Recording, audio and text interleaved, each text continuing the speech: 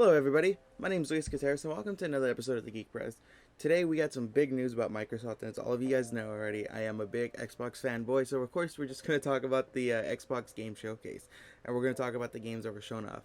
Now before I get any further, I want to let you know that I didn't watch the pre-show where they showed off a lot of other games that are going to be coming out, but I only watched the main show, the one that started at 9 o'clock Pacific Standard Time. So we're just going to talk about that one, okay? And we're only going to talk about like a handful of games because I don't know if I'm going to have enough time to talk about all of them in like 10 minutes or less. If I do, I do. If I don't, I don't. So if I miss some games, it's just because I missed some games, whatever. So the first game we're going to talk about is Halo Infinite, because how could we not talk about Halo Infinite? So let's just jump right into Halo. So the stream actually opened up with armor being made and shot to space. We see an arm and a handle with the voice going over the armor, and it turns out that that voice is Cortana. She goes on to explain how the armor is important, but not enough to save the human race. Then it cuts to Chief waking up. We see the Halo Infinite loading screen with a demo. We see a caption showcasing the day and how many days it's been since the humans lost. It then cuts to a cutscene with Chief and a pilot crashing on Halo. The pilot and Chief begin to fight about the crash and explain how they quickly need to work together to finish the fight. But of course, Chief goes solo. It then cuts to gameplay, and it honestly feels a lot like Halo 1, Halo 2 vibes, just by the way they were presenting everything about it. And a lot of it felt really, really cool. And after watching this, it seems like they really did do a good job at capturing the aesthetic that was Halo 1, that was Halo 2. In even, like, I would even say Halo 3, just because of how it felt and how it looked. Because Halo 4 to Halo 3 is a completely different aesthetic, completely different vibe. But although it's 343 who made Halo 4, it does very much look like, at least. And from what I saw and how it played, it looked like Halo 1, Halo 2, Halo 3, but with a modern take on it. Also in the game, you do have your shield as your source of health, of course with the little health bar. So, you know, if your shield runs out, you got your little health bar, just like you do in every other Halo game. Something I also noticed is that they're bringing back field abilities. So in the demo, Chief throws up a portable shield and it like captures this grenade to protect him from the explosion, which I thought was really, really cool. And there's something also that we just can't ignore. Fucking Master Chief has a scorpion hook now. That is really, really fucking cool right there. Like, he just lunged at this elite, like, BAM! And that was it. That was really cool. And one thing that I am forgetting is that the game is actually going to be open world. Much like how Gears of War 5 was open world and you could choose your missions, Halo Infinite is doing the exact same thing. So you can play any missions you want in any order, at least in what regards their playable in. So that seems really cool right there. And when I first heard about the news that Halo Infinite was going to be an open world, I was a little iffy. But after playing Gears of War 5 and seeing how they're doing it and how like there's definite parallels between the two, I'm on board with this. And this looks really, really cool. So let's go right back into the gameplay of it.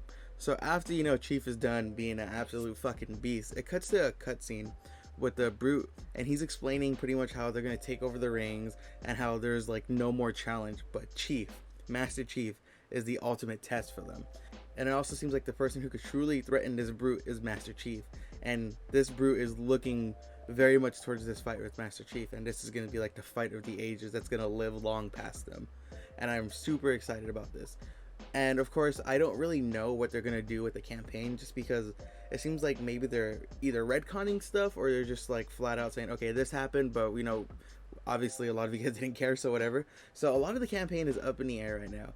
But 343 did say this is their most ambitious campaign that they've made yet, which, you know, is pretty common for games to say, like, this is the most ambitious game yet. This is the most ambitious multiplayer yet. You know, they always say that, but I'm really excited about this. As you guys know, I'm a big Halo whore.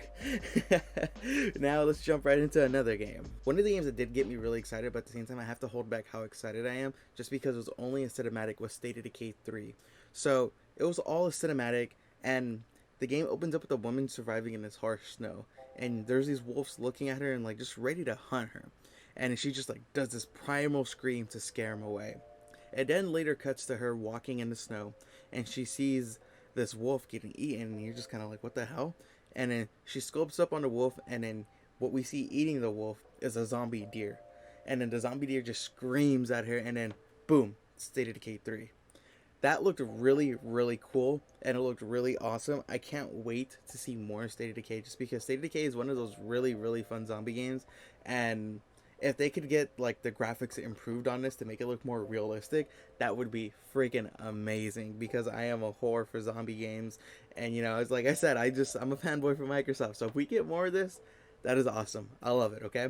They followed State of Decay with the Forza racing game, and you know, it's Forza, it looks beautiful, it's gonna run in 4K, it's gonna have ray tracing, all that good stuff right there. Need I say more? If you're a Forza fan, you're gonna buy it, because those games are freaking gorgeous, alright? Now let's jump right into the next game that is being made by Rare. So this trailer opens up with like grass and waterfall and a woman narrating. The trailer shows people going off in this world gathering supplies and getting what's needed. We see one of them going in water with something around her, as well as a creature giving birth to a ton of other fishes, which is really cool to see. And in the game style seems very similar to how Legend of Zelda Breath of the Wild looks. It even has magic and all sorts of other amazing aesthetics. The game looks very beautiful, and they also revealed this game to be Everwild. And honestly, this game looks great. I'm a big fan of Rare. I jumped back on the Rare train with Sea of Thieves if you've been watching my streams, and I can't get enough of Rare, so I'm on board with this. This game looks amazing. This game looks beautiful. Give me more. Following that game, the next trailer we got opens up with a guy explaining how he's getting like these foggy memories, and then it cuts to him and his sister going back to the home that they had as kids, but now they're adults. It's obvious something happened emotional to them because they both keep getting visions of their mom. And it turns out both of them have traumatic experiences, and they're both trying to figure out what happened. So this game is going to be called Tell Me Why, and it's going to be released in chapters. After that, it was sold that Ori and the Will of the Wisps is going to get ported to the Xbox Series X with major upgrades. And if you bought it already, it's going to have smart delivery because, you know, Microsoft is trying to save you every penny that they can, which is awesome. And it's going to look pretty much like, you know, Xbox Series X game. Following that news, it turns out that the Outer Worlds is getting a DLC called The Peril on Gorgon, which I don't really know why they explained this in the showcase. I'm not really going to go over this too much. It's just a whole new DLC for the Outer Worlds. It looks good, it looks fun, but I'm not going to give too much time on it just because I don't feel like it should have been announced there. They should have, you know, announced something else. Either ways, let's jump into Grounded, okay? So Grounded, it's already been showcased just a little bit, but pretty much it's a game where you play as a child with you and your friends just shrunken down to bug size, and you have to fight against ants, spiders, a whole bunch of other bugs too, which are giant sized to you. And you have to build your own base, and you have to build weapons and armors, and you just have to survive and try to get back to normal size. It looks like a lot of fun to play with your friends. This is a game that some of my friends and I are really looking forward to playing, and it comes out only just a few days, so I can't wait to get my hands on this game. Following that, we got another Obsidian game, which is an RPG game. It opens up with a medieval world and arrows shooting across a war to a skeleton. It opens up with a narrator explaining how things are looking dark and how you, the player, are going to face what seeks to destroy you. We then see a person grab a sword with one hand and use magic with another, and then something opens up in a cave that he's in. It looked very similar to how Fable does that, but, you know, obviously in first person. And now this game is being called Evolved. And now I'm probably saying that wrong, and I'm sorry, but that game actually looks really cool. But it's important to note, for this game as well, we only got cinematics. We didn't really get to see too much gameplay, or like no gameplay at all. So I think that's worth mentioning right now. Following that, we got another game called As the Dusk Falls. I don't really know how to explain it too much. It's like this artsy indie style game where, like, you know, these two group of people kind of met. And I'm not really going to talk about it too much. We're just going to jump right into the next game, which is Psychonauts 2. And I'm sorry for As Dusk Falls, because I'm pretty sure this game is going to be fun, and I'm pretty sure it's going to be gorgeous, but I just don't really know how to explain it too much. Even when I was writing it, I was like, this looks fun, this looks cool, but I can't really put it into words. So my apologies on that, guys. I don't want to diminish your work. But as for Psychonauts 2, it does open up with the Double Fine intro, and you do see Jack Black and a few others who worked on the game. So next, we actually see Psychonauts gameplay. It opens up with the child, and he's not really sure where he is. It then follows up with Jack Black seeing over the gameplay, and the child finds himself in all sorts of psychedelic worlds. And it goes without saying, you know, this is a Psychonauts game. I haven't played the first one, but I've heard a lot of good things about the first one, and I've seen gameplay footage of the first one. So I'm really excited to just get my hands on Psychonauts 2. I know a lot of people have been really excited for this game, and with Psychonauts 2, I'm super excited to jump on board. Based off what I've seen in the trailer, it looks like a really fun game, and I don't know how I missed this growing up as a kid, but you know what, I'm an adult now, and I'm not going to miss the second one, and I'm dummy excited for this. Another piece of news that we got is that Bungie is going to the Xbox Series X and Game Pass. So if you have Game Pass, you're going to have access to all the DLCs for the game. And if you have Game Pass Ultimate, you'll be able to stream the game from your phone using xCloud. A new DLC was also showcased for it, which pretty much you're in the snow, and it just has that Destiny vibe to it. You know, it's like monsters and robots and whatever the hell else you fight in Destiny. I don't know, I haven't played it since the first one, but it looks very Destiny. And this DLC is going to be called Beyond Light. Next, we got an Xbox exclusive, The Stalker 2. The game opens up with an abandoned world, showing off nothing but this glowing gem. And it seems to have something surrounding it and sucking stuff into it. We also see people who look like they're fighting to survive. and the camera fades off, and then we go into like this weird like laboratory-ish thing, and we see this creature in a tube, and then it ends with the man in a hazmat looking back at the camera. So that's not really much to go off of. I haven't played the first Stalker, so I'm sorry I can't really give you too much details about it. But yeah, we got Stalker 2. Looks cool. Another exclusive we got was Warhammer 40k Dark Tide, and this one just looks freaking cool. It was only cinematics, you know. A lot of these trailers right here are only cinematics, but it looked really freaking cool. It's Warhammer. Come on, you're gonna play it. I'm gonna play it. We're all gonna play it. Need I say more?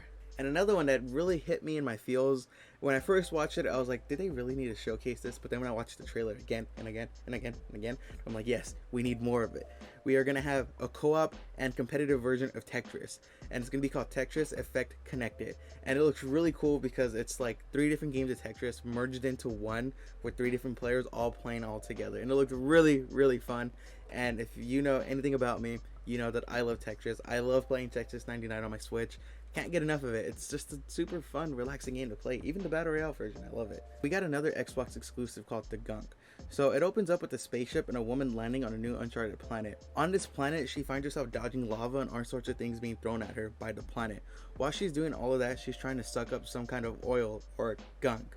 And it seems like the planet doesn't like it, and the planet's fighting back. And it looked really cool.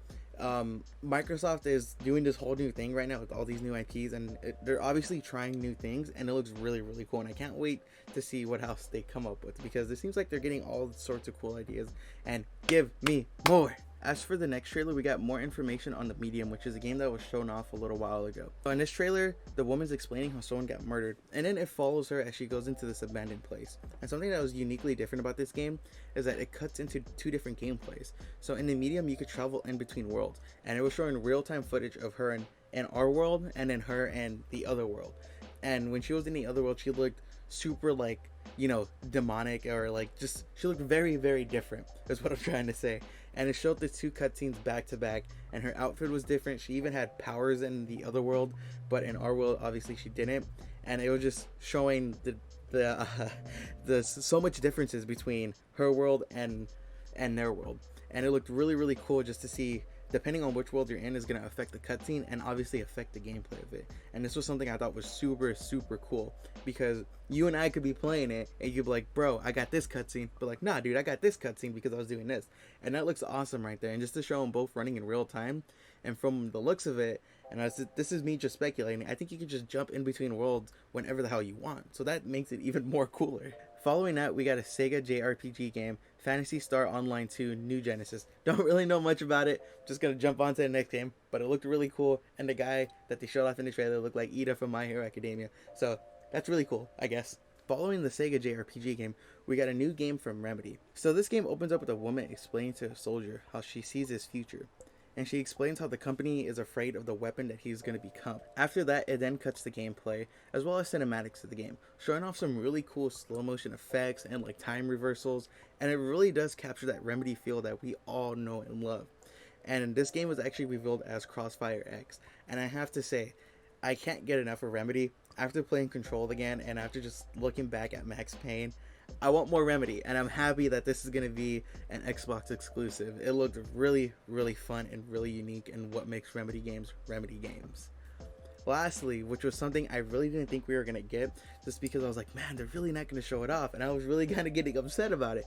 But then, boom, they drop it on us. The new Fable game. So, it opens up with the narration, and the narrator is explaining how the world of nature and magic live together. And yet it follows this fairy, and then this fairy gets quickly eaten by a frog. The camera then fades up, and we see a city, and then all we see is Fable.